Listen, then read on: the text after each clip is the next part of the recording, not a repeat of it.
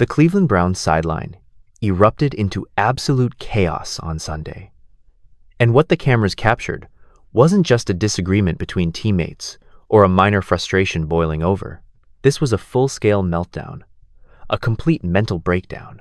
A veteran wide receiver absolutely losing his mind and going after his rookie quarterback in front of 70,000 fans and millions watching at home. Jerry Jeudy, the supposed #1 receiver who has done absolutely nothing to earn that title, had the unmitigated audacity to attack Shedeur Sanders on the sideline over one missed throw.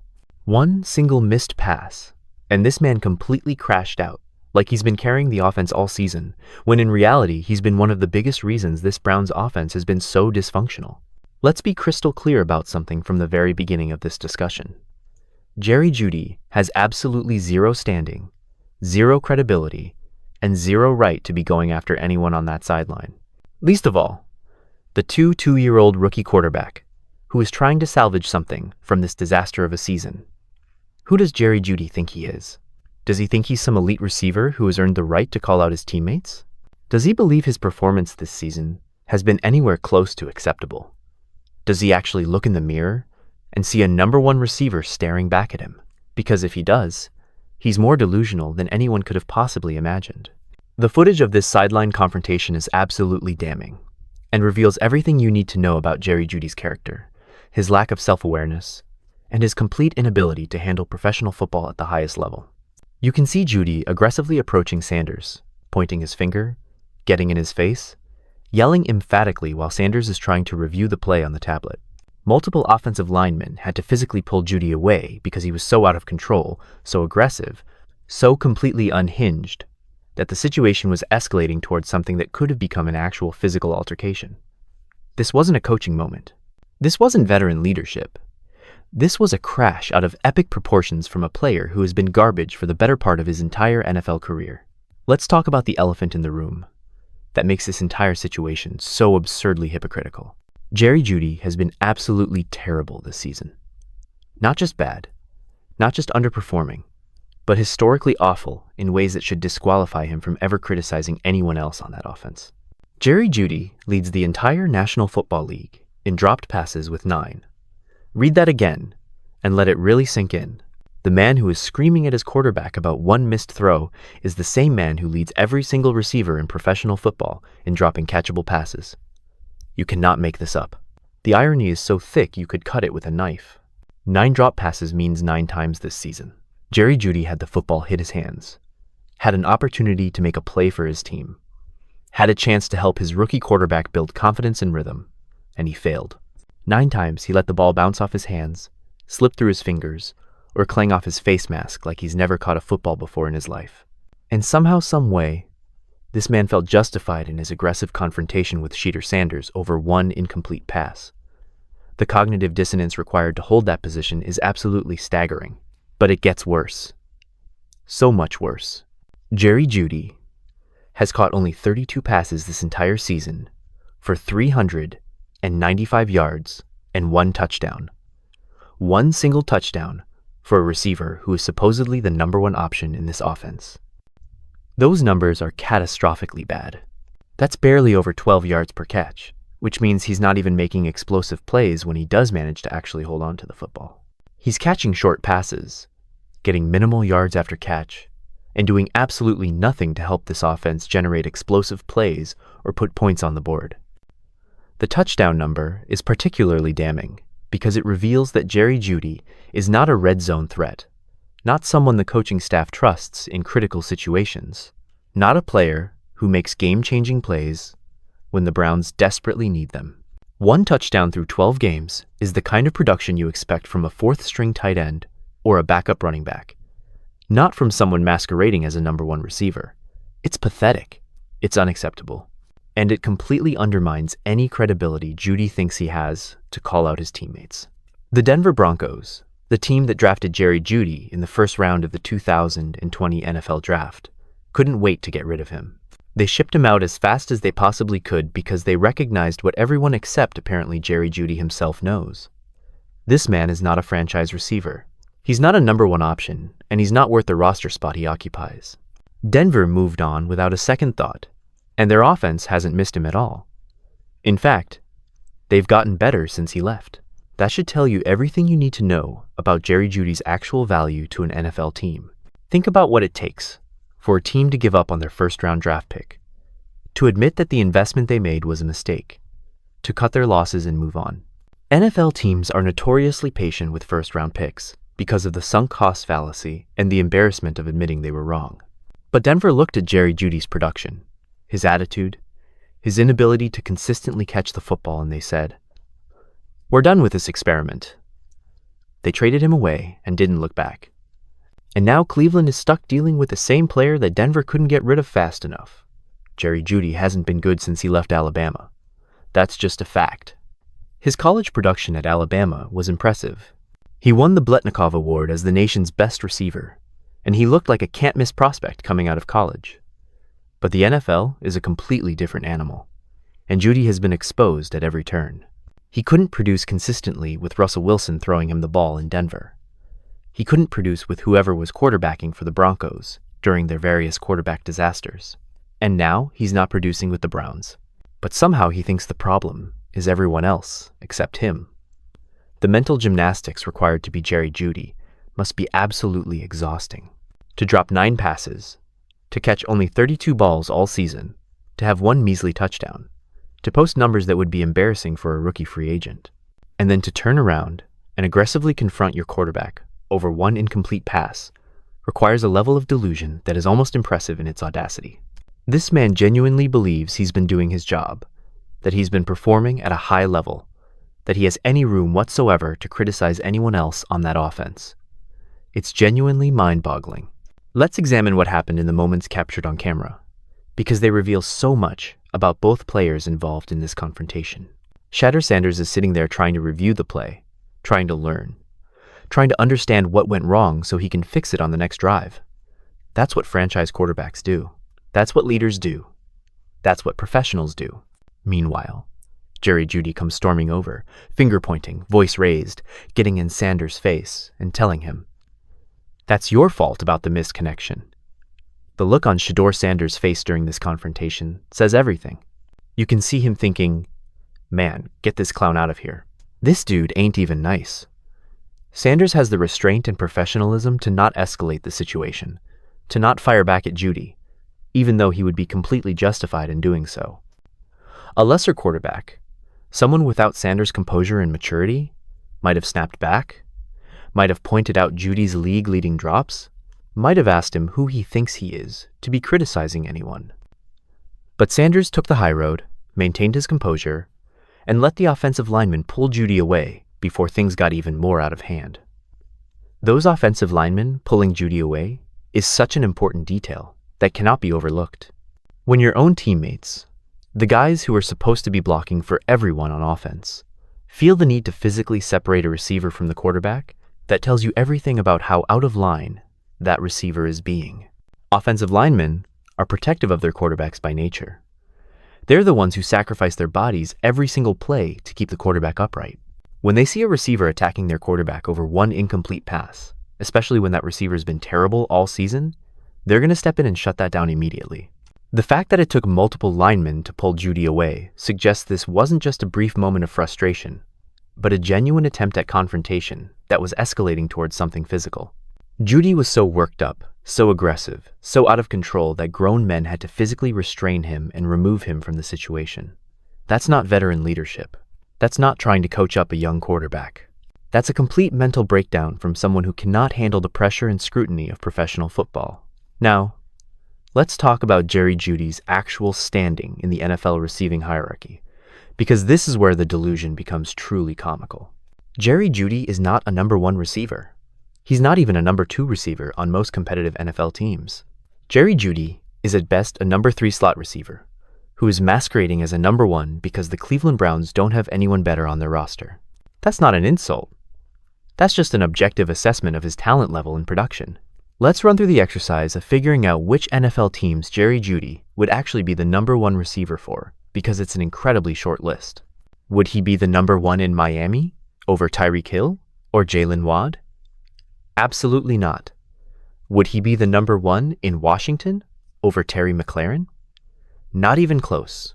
Would he be the number one in Seattle over DK Metcalf or Jackson Smith and Jigba? Laughable. Would he be the number one in Baltimore over Z Flowers? No. Would he be the number one in Cincinnati over Jamar Chase or T. Higgins? Are you kidding? Would he be the number one in Pittsburgh over George Pickens? Nope. The list goes on and on. Would he be the number one in San Francisco over Deebo Samuel or Brandon Ayuk? No. Would he be the number one in Detroit over Aon Ross Street Brown? Not a chance. Would he be the number one in Philadelphia over A.J. Brown or Devon Smith? Absolutely not. Would he be the number one in Dallas over CeeDee Lamb? Come on now. You can go through almost every single team in the NFL, and the answer is the same. Jerry Jeudy would not be the number one receiver. He's only the supposed number one in Cleveland because the Browns have absolutely nobody else. Even then, you could argue that Harold Fannin Jr., the tight end, has been more productive and more reliable than Jeudy this season. Fannin caught the only touchdown pass in the game against San Francisco. Fannin has shown more ability to get open and make plays. Fannin hasn't led the league in dropped passes. By any objective measure, Fannin has been a better receiving option than Jerry Jeudy, which should be embarrassing for a supposed number one wide receiver. The comparison to what other legitimate number one receivers are doing around the league makes Jerry Jeudy's season look even more pathetic. CeeDee Lamb is putting up monster numbers in Dallas. Tyreek Hill continues to be one of the most explosive playmakers in football. Justin Jefferson returned from injury and immediately reminded everyone why he's an elite receiver. Aon Ross Street Brown is putting together an all-pro season in Detroit. These are legitimate number one receivers, players who make their quarterbacks better, who consistently win their matchups, who produce at high levels week after week. Jerry Jeudy is none of those things. Steve Smith, the former all-pro receiver who never minces words, has been absolutely brutal in his assessment of Jerry Jeudy, and everything he said has been proven correct by Jeudy's performance. Smith called him mentally unable to handle constructive criticism. Smith called him a Tier 3 receiver. Smith said teams should not trade for him, and Smith has been vindicated on every single point. Jerry Jeudy is exactly what Steve Smith said. He was a limited receiver, without the mental toughness to succeed at the highest level. Someone who cannot handle the pressure and accountability that comes with being a professional. The fact that Jerry Jeudy is running around with an Alabama Crimson Tide pedigree like it means something in the NFL is almost sad at this point. Yes, he won the Bletnikoff Award in college. Yes, he was productive at Alabama, but that was years ago. And the NFL doesn't care about what you did in college once you've been in the league for multiple seasons. The NFL cares about what you're doing right now. And what Jerry Jeudy is doing right now is dropping passes, posting terrible numbers, and attacking his rookie quarterback on the sideline. That Alabama legacy means absolutely nothing when you're the worst starting receiver in professional football. Let's not forget about Jeudy's fumble from the previous game. Another moment of complete incompetence that should have disqualified him from ever criticizing anyone. He tried to do the stanky leg, some unnecessary celebration, or move after catching the ball, and got the ball stripped for a fumble. He was so worried about looking cool, so concerned with showing off that he didn't secure the football, and it cost his team possession. That's selfish football. That's immature football. And that's exactly the kind of mistake that undermines everything else you're trying to accomplish on offense. A receiver who fumbles because he's trying to showboat, who leads the league in dropped passes, who has one touchdown all season, who can't consistently get open or make plays, has absolutely zero credibility to be going after his quarterback. Zero. None. The fact that Jeudy doesn't understand this, that he genuinely believes he has standing to attack Shedeur Sanders, reveals a player who is completely disconnected from reality, who has no self-awareness whatsoever, and who is actively hurting his team with his attitude and behavior. The Browns organization needs to make a decision about Jerry Jeudy, and they need to make it quickly. This kind of sideline behavior cannot be tolerated under any circumstances, but especially not from a player who has performed as poorly as Jeudy has this season. If the Browns are serious about building around Shedeur Sanders, if they genuinely believe he's the franchise quarterback they've been searching for, then they cannot allow veteran players to undermine him publicly. They need to send a message that this behavior is unacceptable, that accountability matters, and that production on the field is what earns you the right to speak up. That message should come in the form of benching Jerry Jeudy, reducing his role significantly, or better yet, cutting him outright and moving on. The Browns would be addition by subtraction at this point.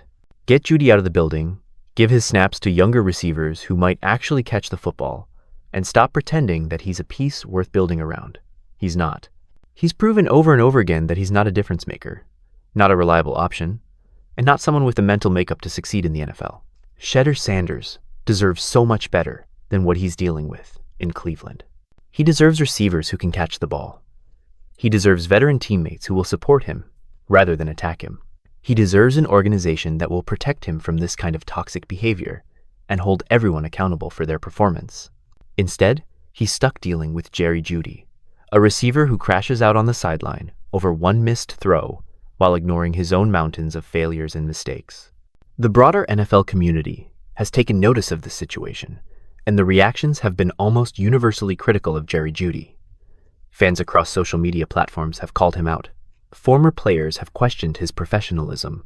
Analysts have pointed out the hypocrisy of his behavior. And even casual observers recognize how absurd the situation is. When you're leading the league in drops and attacking your quarterback on national television, you become a laughingstock, a cautionary tale, an example of everything wrong with entitled athletes who think they're better than they actually are. Comments from Browns fans tell the story of a fan base that is completely turned on Jerry Jeudy. They're calling him a fraud, demanding he be cut, pointing out that he and Kevin Stefanski are sabotaging Shedeur Sanders and expressing frustration that this is what their franchise has become. These aren't casual observers who don't understand football. These are people who watch every snap, who want desperately for this team to succeed, and who can clearly see that Jerry Jeudy is a massive problem that needs to be addressed immediately. The comparison between Jerry Jeudy's behavior and his production is genuinely staggering. If you're going to act like a diva, if you're going to demand the ball, if you're going to attack your quarterback on the sideline, you better be producing at an elite level to justify that attitude. Randy Moss could get away with diva behavior because he was the most talented receiver of his generation. Terrell Owens could get away with it because he consistently put up monster numbers. Jerry Jeudy is neither of those things. He's a replacement-level receiver with an elite receiver's ego, and that's a recipe for disaster. The mental toll this kind of environment takes on a young quarterback cannot be overstated.